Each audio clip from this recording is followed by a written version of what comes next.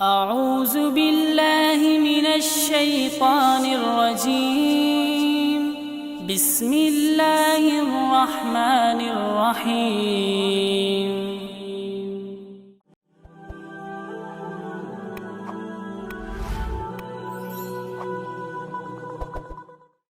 عصر کا وقت ہوگا، بعض روایت کے مطابق فجر کا وقت ہوگا۔ نماز کے لیے صفیں درست ہو رہی ہوں گی اور اچانک حضرت عیسیٰ علیہ السلام رضی اللہ تعالیٰ عنہ دو فرشتوں کے کندھوں پر ہاتھ رکھ کر سفید مینار پر اتریں گے۔ وہ زرد رنگ کی دو چادروں میں ملبوس ہوں گے اور ان کے بالوں میں پانی کے قطرے ٹپک رہے ہوں گے۔ یہ مسلمانوں اور عیسائیوں کا مشترکہ عقیدہ ہے، لیکن یہ عقیدہ ہمارا موضوع نہیں۔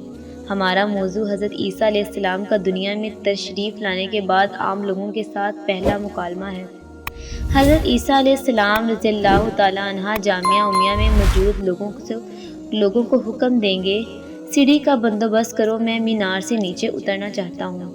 لوگ یہ مطالبہ سن کر ہنسیں گے اور عرض کریں گے، حضور آپ آسمان سے زمین پر تشریف لے آئے، لیکن آپ کو مینار سے اترنے کے لیے سیڑھی چاہیے، کیا یہ بات عجیب نہیں؟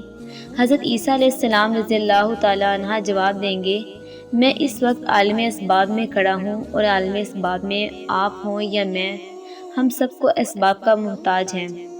لوگ یہ سن کر سبحان اللہ کہیں گے، سیڑھی کا بندوبست کریں گے اور حضرت عیسیٰ علیہ السلام رضی اللہ تعالیٰ عنہ زمین پر قدم رکھیں گے۔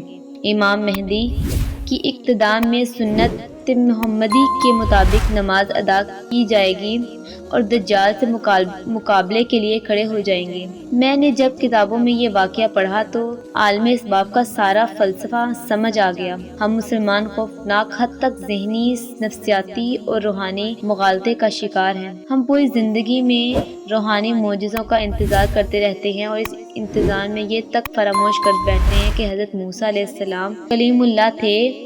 وہ اپنے عصا سے سمندر کو دو حصوں میں تقسیم کر دیتے تھے، لیکن وہ بھی اپنے امت کے لیے عالم اسباب کے تقاضے نرم نہ کر سکے۔ حضرت عیسیٰ علیہ السلام رضی اللہ تعالیٰ عنہ مردوں کو زندہ کر دیتے تھے، لیکن وہ اور ان کے ساتھی رومن سلطنت کے اسباب کا مقابلہ نہ کر سکے، اور نبی کریم صلی اللہ علیہ وآلہ وسلم اللہ تعالیٰ کے آخری اور محبوب ترین نبی ہیں، لیکن انہیں بھی عالم اسباب میں تلوار، گھوڑے، اونٹ، پانی، خوراک، لباس کا بندوبست کرنا پڑا۔ یہ بھی اپنا دفاع کرتے رہے، یہ بھی جنگیں لڑتے رہے اور اپنے پیٹ پر پتھر باندھتے رہے۔ انہیں بھی ساتھیوں، دوستوں، بھائیوں، ہجرتوں، معاہدوں، جوڑ توڑ اور معاش کی ضرورت پڑتی رہی۔ یہ بھی تجارت فرماتے، یہ بھی اپنے حسب و نسب پر فخر کرتے رہے، اور یہ بھی اپنے گھر آباد کرتے رہے۔